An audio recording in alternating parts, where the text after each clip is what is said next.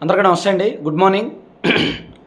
ఈనాడు, ఆంధ్రజ్యోతి, సాక్షి 3 పత్రికల్లో వచ్చిన వార్తలు, వాటిలో వాస్తవాలన్నీ కూడా నేను ఈరోజు ఇలా చేస్తాను. మనకి ఇప్పుడు ల్యాప్టాప్ అందుబాటులో లేదు, స్క్రీన్ కూడా లేదు. నేను ప్రస్తుతానికి వారణాసిలో, కాశీలో ఉన్నాను. ఈరోజు పొద్దున్నే 3:30 స్పర్శ దర్శనానికి వెళ్ళొచ్చానమాట. నేను నిన్న మొన్న కూడా చేయకపోవడానికి కారణం అది. చాలామంది నాకు మెసేజ్ పెట్టారు, మెయిల్ పెట్టారు. కొంతమంది అయితే ఫోన్లు కూడా చేస్తున్నారు. అన్న చీరాల్లో కేసు అయింది కదా, ఏమైనా అరెస్ట్ చేస్తారా నిన్ను, అందుకే వీడియోలు చేయట్లేదని కొంతమంది ఫోన్లు కూడా చేస్తున్నారు, మెసేజ్లు పెడుతున్నారు. యాక్చువల్ నేను ట్రైన్ జర్నీలో ఉన్నా 2 రోజులు, నిన్న మొన్న 2 రోజులు కూడా టైంకి ట్రైన్లోనే ఉన్నా. దిగి చేద్దాం అనుకున్నా సరే అప్పటికే 10-11 దాటిపోయింది. ఇంకా అవ్వలేదు. మ్యాక్సిమం ట్రై చేశాను కానీ టైం సెట్ అవ్వలేదు. సో ఈరోజు టైం కుదుర్చుకొని చేస్తున్నాను అనమాట. ఏమనుకోవద్దు, ఒక్కరోజు అలా ఇంటరప్షన్ ఉంటుంది. సరే, అది పక్కన పెడితే ఈనాడులో బ్యానర్ వార్త, వరదలు ఆంధ్రప్రదేశ్ మొత్తం మీద వర్షాలు బీభత్సంగా కురుస్తున్నాయి కదా. సో దాని మీద వణికిస్తున్న వరద అని ఈనాడులో ఒక బ్యానర్ వార్త రాశారనమాట. మనకి వేరే మొబైల్లో నేను ఓపెన్ చేసి చెప్తున్నా. ఉమ్మడి రాష్ట్రంలో ముమ్మరంగా వానలు, ఎగువ నుండి గోదావరికి భారీ ప్రవాహం. ఉమ్మడి గోదావరి జిల్లాల్లో పొంగి పొర్లుతున్న వాగులు, వంకలు. పెద్దవాగు ప్రాజెక్టుకు గండి, విలీన మండలాలకు పొంచి ఉన్న ముప్పు. ఏలూరు జిల్లాలో కొట్టుకుపోయిన కారు.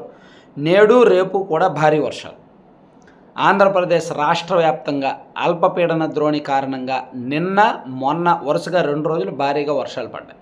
ఇంకో 2 రోజులు కూడా పడతాయంట. కొన్ని చోట్లయితే ఎడతెరిపి లేకుండా, అంటే నాన్ స్టాప్గా కురుస్తూనే ఉన్నాయి వర్షాలు. అది రికార్డు స్థాయిలో వర్షపాతం నమోదవుతుంది చాలా చోట్ల. ముఖ్యంగా ఉభయ గోదావరి జిల్లాల్లో రికార్డు స్థాయిలో నమోదవుతుంది. అందుకని కొన్ని చోట్ల అప్రమత్తంగా ఉండాలి అనేటట్టు వణికిస్తున్న వరద అని ఈనాడులో బ్యానర్ వార్త రాశారు.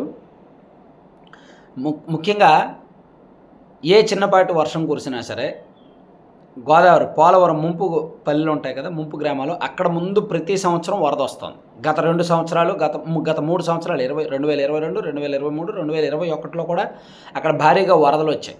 ఆ ముంపు గ్రామాల ఇళ్లల్లోకి కూడా నీళ్లు వెళ్ళిపోతాయి.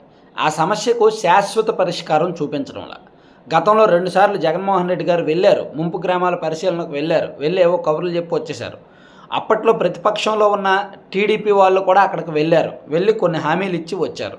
సో మరి దాన్ని ఇప్పుడు ఎంత మేరకు అమలు చేస్తారు, ఆ సమస్యను వీళ్ళు ఏ విధంగా పరిష్కరిస్తారు అనేది చూడాలి. ఈరోజు రేపు కూడా వర్షాలు పడ్డాయంటే మాత్రం ముంపు గ్రామాలకు చాలా సమస్య, ముప్పు పొంచి ఉన్నట్టే లెక్క. తర్వాత ఇంకా మనం చెప్పుకోవాల్సిన కీలకమైంది, ఈనాడులో ఇంకో సైడ్ బ్యానర్లో రాసింది ఏంటంటే, పొంగనూరులో నిన్న ఉద్రిక్త పరిస్థితులు నెలకొన్నాయి కదా. ఎంపీ మిథున్ రెడ్డి గారు మాజీ ఎంపీ రెడ్డప్ప గారి ఇంటికి వెళ్ళారు కదా. సో ఆ సందర్భంలో అక్కడ కొంతమంది టీడీపీ కార్యకర్తలు, కొంతమంది రైతులు మిథున్ రెడ్డి గారికి వ్యతిరేకంగా భారీ సంఖ్యలో గుమిగూడి అక్కడ నిరసన వ్యక్తం చేశారు. సో ఆ క్రమంలోనే 2 వర్గాలకు మధ్య పరస్పరం రాళ్లు రువ్వుకున్నారు. 2 వర్గాలకు మధ్య తీవ్రమైన ఘర్షణ వాతావరణం నెలకొంది. ఆ క్రమంలోనే వైసీపీ నాయకులకు చెందిన వాహనాలు కొన్ని తగలబెట్టారు. పొద్దున నుంచి సాయంత్రం వరకు రోజంతా ఘర్షణే. యాక్చువల్లీ ఇది పొలిటికల్గా అన్సేజన్, కొట్టుకోవాల్సిన అవసరం లేదు. ఇక సాధారణంగా రాష్ట్రం బాగుపడాలి అన్నా, నియోజకవర్గాలు బాగుపడాలన్నా, రాజకీయం బాగుండాలన్నా ఎన్నికలకు ఒక 4 నెలల ముందు నుంచో 6 నెలల ముందు నుంచో మాత్రమే పార్టీలు, రాజకీయాలు ఉండాలి. కానీ మన రాష్ట్రంలో చాలా జిల్లాల్లో దురదృష్టవశాత్తు 24/7 365 డేస్ ఎప్పుడూ రాజకీయము, వర్గపోరు, కులపోరు, ఈ దరిద్రమే. అందుకే మనం బీహార్తోని, ఉత్తరప్రదేశ్తోని పోటీ పడుతున్నాం అన్నమాట. అభివృద్ధిలో గుజరాత్తోనో, కేరళతోనో పోటీ పడాల్సింది మనం అరాచకాల్లో బీహార్తో, ఉత్తరప్రదేశ్తో పోటీ పడుతున్నాం. టీడీపీ ఉన్నప్పుడు అలాగే ఉంటుంది, వైసీపీ ఉన్నప్పుడు అలాగే ఉంది. సో అది ఈ బ్యానర్లో వేశారు. నేతి గుట్లపల్లి నిర్వాసితులకు న్యాయం చేయాలని రైతుల డిమాండు. రాళ్లు రువ్వుకున్న అధికార ప్రతిపక్ష శ్రేణులు. 7 తెదేపా కార్యకర్తలకు, కానిస్టేబుల్కు గాయాలు. గాల్లోకి రబ్బర్ బుల్లెట్లు పేల్చిన ఎంపీ గన్మెన్ అని రాశారు. అంటే టీడీపీ కార్యకర్తలకే గాయాలయ్యాయి, కానిస్టేబుల్కి గాయాలయ్యాయి ఈనాడులో రాశారు. యాక్చువల్లీ వైసీపీ కార్యకర్తలకు కూడా గాయాలయ్యాయి. 2 వర్గాలు అక్కడ రాళ్ళు వేసుకున్నారు. మీడియా ప్రతినిధులకు గాయాలయ్యాయి, పోలీసులకు దెబ్బలు తగిలాయి. కాకపోతే ఈనాడు వాళ్ళు, ఆంధ్రజ్యోతి వాళ్ళు ఓన్లీ టీడీపీ వాళ్ళకి దెబ్బలు తగిలినట్టు రాస్తారు. సాక్షి వాళ్ళు ఓన్లీ వైసీపీ వాళ్ళకి దెబ్బలు తగిలినట్టు రాస్తారు. అక్కడ ఎంతైనా అధికారంలో ఉన్న వాళ్ళదే పై చేయి కాబట్టి నిన్న గొడవలో ఎంతో కొంత టీడీపీ వాళ్ళదే పై చేయి. వైసీపీ వాళ్ళనే వెళ్ళగొట్టారు, చితగొట్టారు కొంతమందిని. వాళ్ళ వెహికల్స్ కూడా తగలబెట్టారు.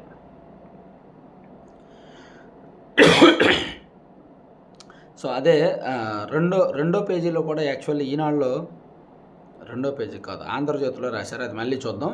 తర్వాత ఈనాడులో మరో వార్త ఏంటంటే నేర కౌగిలిలో బాల్యం అనే ఒక వార్త వేశారు.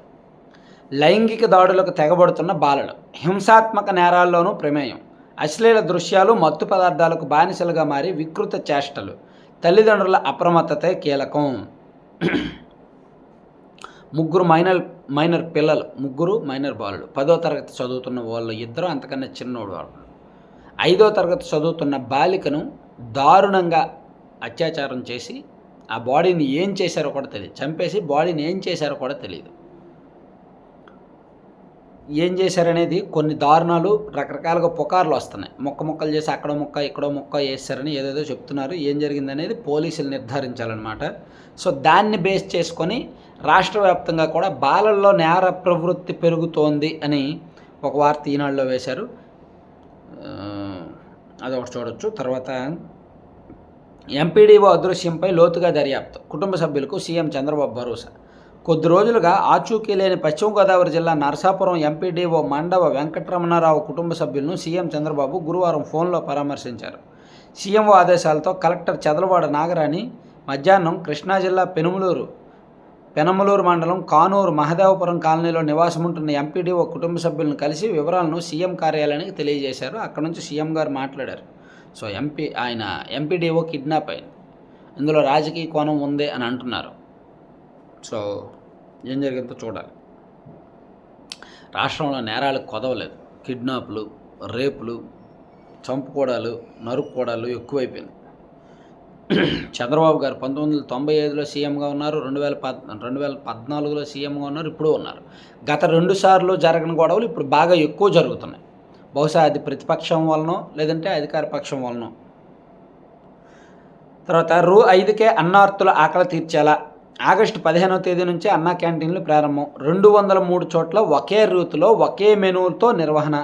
పట్టణాభివృద్ధి శాఖ మంత్రి నారాయణ మురుగు కాలువలో పూడికి తీత పనులకు ఆదేశం. ఆగస్టు 15వ తేదీ నుంచి రాష్ట్ర వ్యాప్తంగా 2 పథకాలు ప్రారంభమవుతున్నాయి. ఒకటి అన్నా క్యాంటీన్లు, రెండోదేమో ఫ్రీ బస్సు, మహిళలకు ఉచిత బస్సు, అది కూడా ఆగస్టు 15 నుంచే. తర్వాత డ్వాక్రా మహిళలకు 5 లక్షల వరకు వ్యక్తిగత రుణాలు ఇస్తారంటండి ప్రభుత్వం ప్రణాళికంట. రాష్ట్ర వ్యాప్తంగా సంవత్సరానికి సుమారుగా 1,50,000 మంది డ్వాక్రా మహిళలను ఎంపిక చేసి వాళ్ళకి ₹1,00,000 నుంచి 5 లక్షల వరకు లోన్స్ ఇప్పించి దానిలో ఒక 35% వరకు రాయితీ కూడా ఇప్పించేలాగా ప్రభుత్వం ఆలోచిస్తోంది. డ్వాక్రా మహిళలను ఆర్థికంగా మరింత బలోపేతం చేసే దిశగా గతంలో ఎక్కడా లేని విధంగా ప్రభుత్వమే గ్యారంటీ ఇచ్చి డ్వాక్రా సంఘాలకు లోన్లు ఇప్పించాలి అని చూస్తున్నారు. మనిషికి ₹1,00,000 నుంచి 5 లక్షల వరకు లోన్ ఇస్తారు. దానిలో కూడా రాయితీ ఉంటుంది. అంటే ₹1,00,000 లోన్ తీసుకుంటే తిరిగి 65,000 కడితే చాలన్నమాట. అయితే ఇది అందరికీ ఇవ్వరు. స్వయం ఉపాధి యూనిట్లు నెలకొల్పి దాని మీదే ఆధారపడి జీవిస్తున్నాము అని చూపించగలిగితే ప్రూవ్ చేసుకుంటే ఇస్తారు. అది యాక్చువల్లీ మంచి పథకం అనమాట. ఇది కరెక్ట్గా ఇంప్లిమెంట్ అయితే నిజంగా డ్వాక్రా మహిళలకు బాగుంటుంది. తర్వాత జైలుకు పంపాడనే పాత పగ నడి రోడ్డుపై కత్తి దూయించింది. చర్చనీయాంశంగా వినుకొండలో ఘటన. వ్యక్తిగత కక్షలతోనే హత్య, రాజకీయం లేదని పోలీసుల స్పష్టీకరణ. వినుకొండలో జరిగిన ఘటన మీద మన ఛానల్లో నేను నిన్న 2 వీడియోస్ చేశాను. 2 ఛానల్స్లో 2 వీడియోస్ చేశాను. అవి 100% వాస్తవాలే చెప్పాను. ఎందుకంటే అక్కడ వినుకొండలో ఉన్న పోలీసులతో మాట్లాడి, వైసీపీ వాళ్ళతో మాట్లాడి, టీడీపీ వాళ్ళతో మాట్లాడి ఉన్నది ఉన్నట్టు చెప్పండి అని చెప్పి నేను ఫీడ్బ్యాక్ తీసుకొని దాన్ని క్రాస్ చెక్ చేసుకొని నాకు వచ్చిన ఫీడ్బ్యాక్ని నిర్ధారించుకొని నేను చెప్పాను. వాళ్ళిద్దరూ ఒకప్పుడు వైసీపీలోనే పనిచేసేవాళ్ళు. ఎన్నికలకు ముందు జిలానీ అనే వ్యక్తి టీడీపీలోకి వచ్చాడు. సో ఈ ఘటన జరిగినప్పటికైతే జిలానీ టీడీపీలో ఉన్నాడు, రషీద్ వైసీపీలో ఉన్నాడు. కాబట్టి టీడీపీ వ్యక్తి వైసీపీ వ్యక్తిని చంపినట్టే ప్రొజెక్ట్ అవుద్ది. కానీ వాళ్ళిద్దరు పాత స్నేహితులు అనేది వాస్తవం, వాళ్ళిద్దరు పాత శత్రువులు అనేది వాస్తవం, వాళ్ళిద్దరికి మధ్య వ్యక్తిగత కక్ష ఉన్నది అనేది కూడా వాస్తవం అని మనం చెప్పుకున్నాం. తర్వాత వినుకొండల హత్య ప్రభుత్వానికి సిగ్గుచేటు. హింసాత్మక ఘటనలు వేడాలని చంద్రబాబును హెచ్చరిస్తున్నా జగన్మోహన్ రెడ్డి గారు ముచ్చటగా 3వ హెచ్చరిక జారీ చేశారు చంద్రబాబు గారికి. ఆల్రెడీ 2 హెచ్చరికలు జారీ చేశారు కదా, ఇది 3వ హెచ్చరిక అనమాట. ఎక్కడ హత్య జరిగినా ప్రభుత్వానికి అంటగట్టే ప్రయత్నం మానండి. ప్యాలెస్లో కూర్చొని కుట్రలు చేస్తామంటే కుదరదు. జగన్పై నారా లోకేష్ ధ్వజం. సో జగన్మోహన్ రెడ్డి గారు మాట్లాడిన వెంటనే నారా లోకేష్ గారు కౌంటర్ ఇచ్చారు జగన్మోహన్ రెడ్డి గారికి. అలాగే కేంద్ర దర్యాప్తు సంస్థలతో విచారణ జరిపించండి. ఎన్నికల తర్వాత రాష్ట్రంలో శాంతి భద్రతలు దారుణంగా క్షీణించాయి. 31 మందిని చంపారు, 300 మందిపై అత్యాయత్నాలు. అపాయింట్మెంట్ ఇవ్వండి, వచ్చి వివరిస్తా. ప్రధానమంత్రికి జగన్ లేఖ. ఇస్తారా ఇవ్వరా అపాయింట్మెంట్? జగన్మోహన్ రెడ్డి గారు ప్రధానమంత్రి నరేంద్ర మోదీ గారికి లేఖ రాశారు, అపాయింట్మెంట్ ఇవ్వండి, మా రాష్ట్రంలో జరుగుతున్న ఇన్సిడెంట్లు చెప్తాను అని. ఆయన ఇస్తారంటారా? చూద్దాం. ఇస్తే ఇంటర్నల్గా ఒక విషయం బయటకు వస్తుంది, ఇవ్వకపోతే ఏమీ లేదు, పీస్ఫుల్గా ఉన్నట్టు. గత ప్రభుత్వ పాప ఫలితమే రషీద్ హత్య. మొదట గొడవ జరిగినప్పుడు అణచివేస్తే ఇంత జరిగేది కాదు. నెపం తెదేపపైకి నెట్టడం సరికాదు. మంత్రి ఎన్ఎండి ఫరూక్. అంటే ముస్లిమ్స్ హత్య జరిగింది కాబట్టి ముస్లిం మంత్రి రియాక్ట్ అయ్యారనమాట. సరే, అది పక్కన పెడితే కాటసాని మా భూమిని కాజేశారు అని మంత్రి ఫరూక్ తెదేపా ప్రభాకర్ చౌదరులకు పాణ్యం వాసుల మొర. అంటే పాణ్యంలో ఉన్న కొంతమంది అక్కడ ఫిర్యాదు చేశారంట టీడీపీ ఆఫీస్లో. అక్కడ ఎమ్మెల్యే గారు తమ భూమిని కాజేశారు, మాజీ ఎమ్మెల్యే గారు తమ భూమిని కాజేశారు అని. అదొకటి చూడొచ్చు. ఇవన్నీ ఈనాడులో వచ్చిన వార్తలు. తర్వాత సాక్షిలో వస్తే, సాక్షిలో చూసుకుంటే ఎంపీ మిథున్పై దాడి అని ఒక పెద్ద వార్త వేశారు బ్యానర్లో. ఎంపీ మిథున్పై దాడి. ఎంపీ మిథున్పై దాడి అంటే ఏం జరిగింది? దాడి హాస్పిటల్లో జాయిన్ అయ్యాడు ఆయన, లేదా నడవలేని పరిస్థితుల్లో ఉన్నాడా, లేదా ఇంకా ఏమైనా ఉపద్రవం ముంచుకొచ్చిందా ఆయనకు? అట్లీస్ట్ కాలు ఏమైనా బెనికిందా? అట్లీస్ట్ ఒక చిన్న దెబ్బ అయినా తగిలిందా ఆయనకు? మరి ఎంపీ మిథున్పై దాడి అని ఏ విధంగా రాస్తారు? ఆయన మీద ఏమీ దాడి జరగలేదే, దాడి ప్రయత్నం జరిగింది. ఆయన మీద దాడి ప్రయత్నం జరిగింది.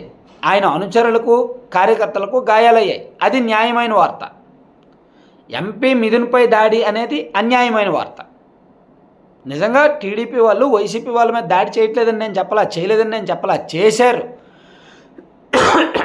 కానీ అక్కడ ఎంపీ గారి మీద దాడి జరగల, ఎంపీ గారు అనుచరుల మీద దాడి జరిగింది, ఎంపీ గారి మీద దాడి ప్రయత్నం జరిగింది. కాబట్టి దానికి దీనికి చాలా తేడా ఉంది. అందుకే నిజాలు వక్రీకరణ చేయకూడదు అంటారు. సాక్షి వాళ్ళు వక్రీకరించే రాస్తారు. ఎంపీ మిథున్పై దాడి. పొంగనూరులో రోజంతా టీడీపీ గోండాలు విధ్వంసకాండ. మారణాయుధాలు, రాళ్లతో పచ్చమోకల స్వైర విహారం. నిలువరించేందుకు యత్నించిన మాజీ ఎంపీ రెడ్డప్ప వైఎస్ఆర్సీపీ శ్రేణులపై రాళ్ల వర్షం. రెడ్డప్ప నివాసాన్ని చుట్టుముట్టి దుర్భాషలతో వీరంగం. వాహనాల ధ్వంసం. మాజీ ఎంపీ కారుకు నిప్పు. కళ్ళెదుటే ఓ ఎంపీపై దాడికి తెగబడ్డ పోలీసుల ప్రేక్షక పాత్ర. మరి గతంలో ఎలా ఉన్నారు? గత ఐదేళ్ళు సాక్షాత్తు మాజీ సీఎం మీద, Z+ సెక్యూరిటీ ఉన్న వ్యక్తి మీదే రాళ్ల దాడి జరిగితే పోలీసులు ప్రేక్షక పాత్ర పోషించారు. కళ్ళు ఎదురుగా కొంతమంది పోలీసులే. సో అది నిజాలు వక్రీకరించడం అనమాట. కళ్ళెదుటే ఎంపీపై దాడికి తెగబడ్డ పోలీసులు ప్రేక్షక పాత్ర అని రాశారు. గతంలో పోలీసులు ఎలా ఉన్నారు? సో గతంలో అలాగనే ఇప్పుడు ఉన్నారు. గతంలో 90% వరస్ట్, ఇప్పుడు ఒక 70% వరస్ట్. అంతకుమించి నేను మరీ పచ్చిగా చెప్తే టీడీపీ వాళ్ళు కూడా బాధపడతారు. తర్వాత ఏపీలో ఆటవిక పాలన. గత ప్రధానమంత్రి మోదీకి వైఎస్ఆర్సీపీ అధ్యక్షుడు వైఎస్ జగన్ లేఖ. కరెక్టే, ఏపీలో ఆటవిక పాలన 2019 నుంచి కూడా అది రాయాల్సింది లేఖలో. అయ్యా, గత 5.5 సంవత్సరాలుగా మా రాష్ట్రంలో ఆటవిక పాలన ఉంది, మేము కొనసాగించాము, మేము కొనసాగించిన దాన్నే వీళ్ళు కూడా కొనసాగిస్తున్నారు. మేము స్టార్ట్ చేసాము, మేము కొనసాగించడం కాదు, మేము మొదలుపెట్టాము, మేము మొదలుపెట్టిన ఆటవిక సామ్రాజ్యాన్ని, ఆటవిక పాలనను వీళ్ళు కూడా కొనసాగిస్తున్నారు. సో అందుకని మా రాష్ట్రాన్ని కాపాడండి అని రాయాల్సింది. ఎందుకంటే ఆజ్యం పోసింది మీరే, స్టార్ట్ చేసింది మీరే, ఆరంభించింది మీరే. వాళ్ళు దానికి ప్రతిస్పందిస్తున్నారు అంతే. ప్రతి యాక్షన్కి ఒక రియాక్షన్ ఉంటుంది కదా. సో గత 5 ఏళ్ల వైసీపీ యాక్షన్కి ఇప్పుడు టీడీపీ రియాక్షన్ ఉంటుంది, అదే తేడా. హత్యలు, దాడులు, ఆకృత్యాలను ప్రోత్సహించడమే లక్ష్యంగా పాలన. 31 మంది హత్య, 300 మందిపై అత్యాయత్నాలు. టీడీపీ నేతల వేధింపులు తాళలేక 35 మంది చనిపోయారంట. 565 చోట్ల ప్రైవేట్ ఆస్తులు, 490 చోట్ల ప్రభుత్వ ఆస్తులు ధ్వంసమంట. అరాచకాలు భరించలేక ఊర్లు విడిచి వెళ్ళిన 2700 కుటుంబాలు. ఇవి కాకుండా 1050కి పైగా దౌర్జన్యాలు, దాడులు. లెక్కలు బాగా రాసుకొచ్చారు. వైఎస్ఆర్సీపీని అణగదొక్కడానికి పథకం ప్రకారం చేసిన దుర్మార్గాలే ఇవన్నీ. ఇది మళ్ళీ తప్పు, ఈ లైన్ తప్పు. వైఎస్ఆర్సీపీని అణగదొక్కింది ప్రజలే, ప్రతిపక్ష హోదా కూడా ఇవ్వంది ప్రజలే. ప్రజలే అణగదొక్కారు వైసీపీని, ఇంక వీళ్ళు అణగదొక్కడం ఏముంది? ఓ మంత్రి రెడ్ బుక్ పేరిట హోర్డింగులతో దాడులకు పురుగొల్పారు. అడ్డుకోవద్దని అధికారులకు సంకేతాలు ఇవ్వడంతో టీడీపీ గోండాల స్వైర విహారం. వినుకొండలో నడి రోడ్డుపై నరమేధం. సో ఇవన్నీ నివేదించేందుకు అపాయింట్మెంట్ ఇవ్వాలని జగన్మోహన్ రెడ్డి గారు ప్రధానమంత్రి నరేంద్ర మోదీ గారికి కోరారు. కానీ ఇది జరుగుద్దో లేదో చూద్దాం. నేడు వినుకొండకు జగన్. టీడీపీ గోండాల చేతిలో హత్యకు గురైన పార్టీ రషీద్ కుటుంబానికి దండ. అందుకని జగన్మోహన్ రెడ్డి గారు వినుకొండ వెళ్తున్నారంట ఈరోజు. సో వినుకొండ వాళ్ళు రెడీగా ఉండండి. అయితే ఒకటి అదృష్టం ఏంటంటే అక్కడ చెట్లు నరకరు, బారికేడ్లు ఉండవు. సాధారణంగా అయితే ఆయన అధికారంలో ఉంటే అవన్నీ జరిగేవి. వినుకొండలో చెట్లుకి చివరి చూపు ఉండేది. కాకపోతే ఈరోజు చెట్లు నరకరు కాబట్టి నో ప్రాబ్లం. రాక్షస పాలనపై ప్రజా పోరాటం చేద్దామంటే అది పిలుపునిచ్చారు. అది ఒకటి రాసుకొచ్చారు. తర్వాత ఆంధ్రజ్యోతి చూసుకుంటే ఆంధ్రజ్యోతిలో గంజాయి మత్తు వదిలేదెలా, విశాఖ మన్యం కేంద్రంగా సాగు, మైనర్లు విద్యార్థులు యువతులపై వల, వాడవాడలా అమ్ముతున్న ముఠాలు, గతేడాది చివరికి బాధితులు 23 లక్షలు, రాష్ట్రం నుంచి దేశమంతటా అక్రమ రవాణా, ఎక్కడ పట్టుబడినా ఏపీ పేరే, 2019-21లో ఏపీలో రవాణాలో ఏపీ టాప్, కట్టడికి చంద్రబాబు సర్కారు చర్యలు. కట్టడికి చర్యలు చేస్తున్నారా, పూర్తిగా లేకుండా నివారిస్తున్నారా అనేది చూడాలి. నేను మొన్నే చెప్పాను, గంజాయి అనేది తగ్గించాలి, నిర్మూలించాలి అంటే ముఖ్యంగా అరకు జిల్లాలో అరకు, పాడేరు, చింతపల్లి, నర్సీపట్నం ప్రాంతాల్లో గంజాయి సాగు లేకుండా చేయాలి. అసలు గంజాయి రైతులు అక్కడ మొక్కలేయకుండా సాగు లేకుండా చేయాలి. అప్పుడు కొన్నాళ్ళు అయినప్పటికీ ఇప్పుడు ఆల్రెడీ పండిన గంజాయి ఒక 6 నెలలు దొరుకుద్దేమో, ఆ తర్వాత అస్సలు దొరకకుండా అయిపోద్ది అనమాట. మొత్తం ఆంధ్రప్రదేశ్లో ఆ సాగు లేకుండా చేసి ఇతర రాష్ట్రాల నుంచి బార్డర్లో కఠినమైన చెక్ పాయింట్లు పెట్టుకుంటే యూజ్ ఉంటుంది. అలా కాకుండా ఉత్తుత్తి మాటలే చెప్తాం అనుకుంటే మాత్రం యూజ్ ఉండదన్నమాట. అదొకటి రాశారు. తర్వాత ముంచెత్తిన వాన అని ఆంధ్రజ్యోతిలో ఒకటి రాశారు. అలాగే చావు రాజకీయం, హతుడు రషీదు, హంతకుడు జిలానీలు గతంలో ఖాన్ ముఠా సభ్యులు అంటే వినుకొండ ఘటనకు సంబంధించి ఆంధ్రజ్యోతిలో ఇంకొకటి రాశారనమాట. తర్వాత పొంగనూరులో హైటెన్షన్, పొంగనూరులో జరిగిన ఘటన ఉంది కదా ఆల్రెడీ మనం చెప్పుకున్న, అదొకటి రాశారు. అలాగే మిగతా శ్వేతపత్రాలు సభలోనే రాష్ట్ర ప్రభుత్వం నిర్ణయం 22 నుంచి 26 వరకు అసెంబ్లీ సమావేశాలు. తొలి రోజు గవర్నర్ ప్రసంగం, మర్నాడు ధన్యవాద తీర్మానంపై చర్చ ఆమోదం. మిగతా 3 రోజుల్లో రోజుకో శ్వేతపత్రంపై చర్చ. సెప్టెంబర్లో పూర్తిస్థాయి బడ్జెట్ సమావేశాలు. సెప్టెంబర్లో అంటే పూర్తిస్థాయి బడ్జెట్ సమావేశాలు. తర్వాత ఆగస్టు 15 అన్నా క్యాంటీన్లు కరెక్టే. పరీక్షా కేంద్రాల వారీగా నీట్ ఫలితాలు ఉన్నాయి కదా, పరీక్షా కేంద్రాల వారీగా ఇస్తారంట, అదొకటి రాశారు. తర్వాత దొరల్లో దొంగలు అని నకిలీ ధృవీకరణ పత్రాలతో ఆల్ ఇండియా సర్వీసెస్కు ఎంపిక అవుతున్నారు కొంతమంది. ఇప్పుడు పూజా ఖాట్కర్ వివాదం ఉంది కదా, సో ఆ వివాదం నేపథ్యంలో దేశవ్యాప్తంగా కూడా చాలామంది నకిలీ పత్రాలు ఇచ్చి ఎంపిక అవుతున్నారు. ఇది కరెక్ట్ కల్చర్ కాదు అనేటట్టు ఆంధ్రజ్యోతిలో రాశారనమాట. ఇలా 3 పత్రికల్లో ఈ కీలకమైన అంశాలు ఇచ్చారు. తర్వాత బీజేపీ జాతీయ అధ్యక్షుడిగా మౌర్య అంటండి. మోదీ, అమిత్ షాలకు అత్యంత సన్నిహిత నేత.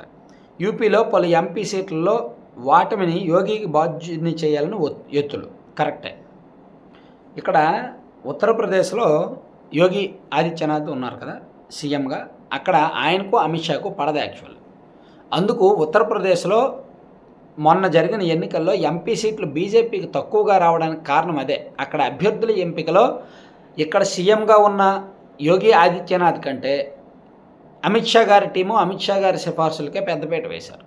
దాంతో ఇక్కడ చేదు ఫలితాలు వచ్చాయి. అప్పటి నుంచి యోగి ఆదిత్యనాథ్ గారు కూడా కాస్త సైలెంట్ అవుతున్నారు, పెద్దగా ఫోకస్ అవ్వట్లేదు దేశం మొత్తం మీద. గతంలో యోగి ఆదిత్య అంటే దేశం మొత్తం మీద ఫోకస్ అయ్యేవాళ్ళు, నేషనల్ మీడియా ఐకాన్గా ఉండేవాళ్ళు. ఇప్పుడు అంత ఫోకస్ అవ్వట్లేదు. పైగా అక్కడ కొన్ని వ్యవహారాలు అవి ఇవి రాసుకొచ్చాయి అన్నమాట. సో అందుకే వీళ్ళిద్దరికి అత్యంత సన్నిహితంగా మౌర్య ఆయన యూపీలో బీజేపీ అధికారంలోకి వచ్చిందని, సో మౌర్య ఉత్తరప్రదేశ్లో రాష్ట్ర బీజేపీ అధ్యక్షుడిగా ఉన్నప్పుడే ఇక్కడ యూపీలో బీజేపీ అధికారంలోకి వచ్చిందంట. అంటే ఒక రకంగా సింపుల్గా చెప్పుకోవాలంటే యోగి ఆదిత్యనాథ్కి వ్యతిరేకంగా మౌర్యాని ఎంకరేజ్ చేస్తుంది బీజేపీ పెద్దలే, అమిత్ షా గారు మెయిన్లీ. దీని వెనక పెద్ద వ్యవహారం ఉంది, నేను చెప్తానులే మళ్ళీ. సో ఇవి 3 పత్రికల్లో ఉన్న వార్తాంశాలు. మరిన్ని కీలకమైన అంశాలతో మళ్ళీ నెక్స్ట్ వీడియోలో కలుద్దాం. Thank you. మేబీ రేపు, ఎల్లుండి ఇంకో 4 రోజుల పాటు ఇలాగే లేట్ అవ్వచ్చు. ఎవరు ఏమనుకోవద్దు. ఇంకో 4 రోజులు కూడా అయోధ్య వెళ్ళాలి. తర్వాత ఇంకా దగ్గరలో ఉన్న టెంపుల్స్ తిరగాలి. ఎక్కువ తిరుగుతూనే ఉంటాను. జర్నీలో ఉంటాను కాబట్టి కాస్త లేట్ అవ్వచ్చు అప్లోడ్ చేయడానికి. మ్యాక్సిమం ట్రై చేస్తాను ఇన్ టైం ఇవ్వడానికి. Thank you.